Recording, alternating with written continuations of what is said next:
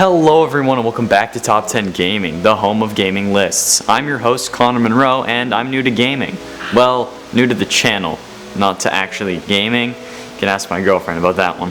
So say hi, or hello, or what's up, or any variation of the greeting in the comments. Get creative. And if you want to, you can tell me the most interesting or weird fact that you know. And don't worry, I will respond to all the comments I can.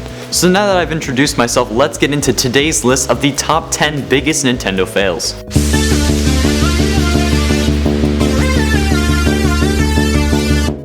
Starting us off at number 10, Virtual Boy. Let's get an obvious one out of the way. The Virtual Boy was a 32-bit video game console released in 1995. The game was essentially a virtual reality headset that you had to hold to your head while also using your hands for the controller that came with it. It was marketed as the first console to be able to display stereoscopic 3D graphics. They created an illusion of depth by using some mind tricks, which is pretty cool. This sounds all around fun, right? Well, remember, you need to hold this thing to your head while using your hands to use the controller to play the actual game. Oh, and I forgot to mention the only color you can see is red. Yeah, the only color you can see using this console is red, and the system is also red. I get it's your color, Nintendo, but come on, you're pushing it. That's coming from me, and I love red, even though I'm wearing blue. Next up at number 9, My Nintendo Rewards. Club Nintendo.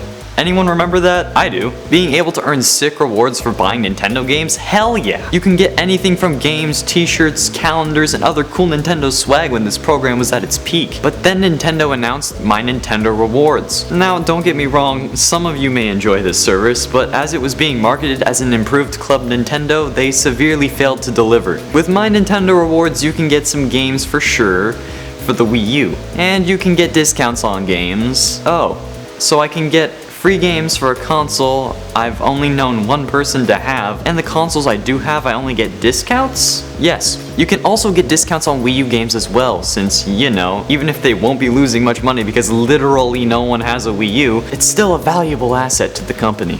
Sure. Number 8, losing third parties. Nintendo prides itself on being different. They did it with the Virtual Boy and they did it with the NES and GameCube. However, being different pushed away a lot of third-party developers. The issue that they had was that the GameCube had smaller discs and the NES had cartridges. So being able to put out games on these consoles, they would have to change how they made their games. They would have had to adapt them and put them into those medium, and that costs money. And it's money the companies were just not willing to spend. That's why Nintendo is the company behind most of their games, because no one else cares enough to put them out. They can use the same game for PlayStation, Xbox, and even PC, just need to reconfigure some settings. They don't need to blow thousands of dollars into shrinking the disc like I blew thousands of dollars into my shrink. Number 7, the Nintendo 64 DD. Did you know that Sony and Nintendo were actually working together at one point? Yeah, they were developing a console together, but I'll get to that later in this list. After Sony left the project, Nintendo realized that they might have been onto something when they were talking about discs.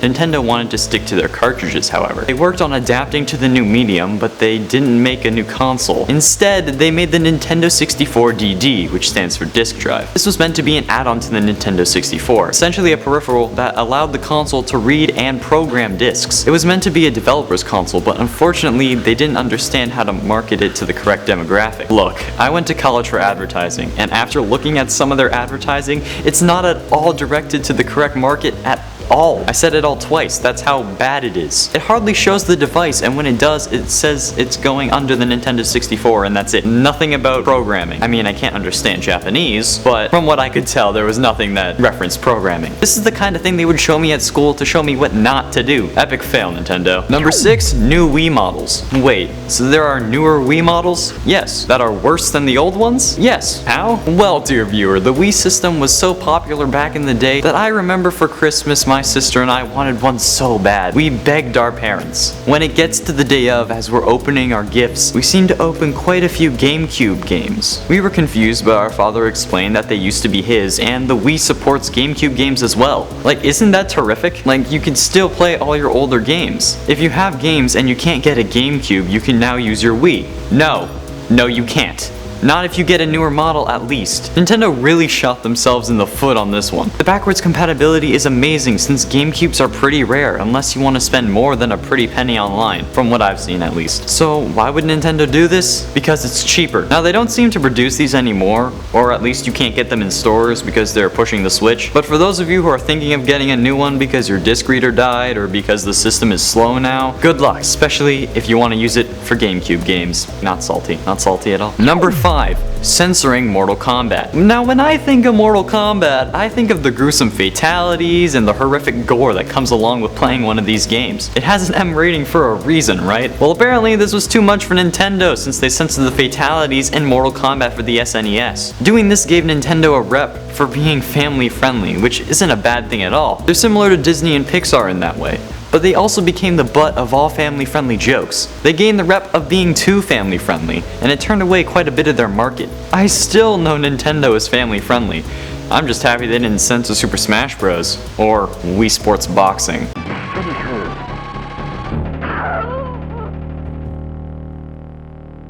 Number 4. The Super Mario Bros. Movie. This ain't no game. You're right, Nintendo, it's not. It's a business. Businesses shouldn't make stupid decisions that cause one of their biggest franchises to be mocked and laughed at. I still laugh when I think of this movie because it's so bad. Released in 1993, the Super Smash Bros. Movie claimed to be a fantasy comedy film based loosely on the Mario video games. This movie has so many issues I don't even want to get into it. It's basically the Superman 64 of video game movies. Yeah, I said it. Deal with it. The basis of this movie is what if the meteor we think killed the dinosaurs actually created a parallel dimension? What? How could someone have greenlit this movie? Why would Nintendo allow anyone to do this? Why did it take 2 directors to make this actual piece of garbage? Number 3, losing Sony. This is what I was talking about earlier in the list. Back in the early days of the N64 development, Sony came to Nintendo and started working on the next console. In tandem, they were working together for the next console. Unfortunately though, there were some creative differences, particularly surrounding the use of discs. Since they could hold more data and were just all around more reliable and efficient than cartridges, but Nintendo didn't care and wanted to stick with their cartridges, probably because they knew it worked and didn't want to experiment with a medium that they didn't understand or might not be as reliable as what they were used to. They might not have wanted to lose valuable time and resources, which is understandable. However, this didn't stop Sony. They left the project, but having a feeling they were onto something with discs, they pursued it and created the Sony PlayStation. Since it was able to support discs, it could handle larger games like Final Fantasy VII and Oddworld: Abe's Exodus. Because Nintendo wanted to stick with what they knew, they ended up creating one of the biggest powerhouses in modern gaming, and one of their biggest competitors. Sucks to suck, Nintendo. For the record, I don't hate Nintendo. I'm just salty because that's just me. Number 2, selling Rare. You may know Rare for producing games like Gears of War and Cameo for various Xbox consoles, but they used to be a second-party developer for Nintendo. Rare created games that made a Nintendo console worth owning. They made Donkey Kong Country, Banjo-Kazooie, and Battletoads. Awesome. These games were really good, and the company didn't drop in quality when it went to Microsoft. For the Xbox One, that compiles all Rare's greatest games for you to play, except for those that involve Nintendo characters, obviously. No matter how stupid Nintendo feels for losing Rare, they did have Retro Studios take over Donkey Kong, so at least it's not all lost. Finally, at number 1, Gimmicky Peripherals. Now, I put this at number 1 because I actually hate this, and when I say those words in reference to Nintendo, you should already be able to at least think of 1 or 2. Nintendo has been the hype man for poorly designed and integrated peripherals for a long time. It started back with the NES. Remember the Power Glove? I love the Power Glove. It's so What about Rob? What about the tennis racket, golf club, baseball bat, and steering wheel for Wii Sports and Mario Kart? What about the inflatable racing cart, Wii Sports bowling ball, and light up lightsabers?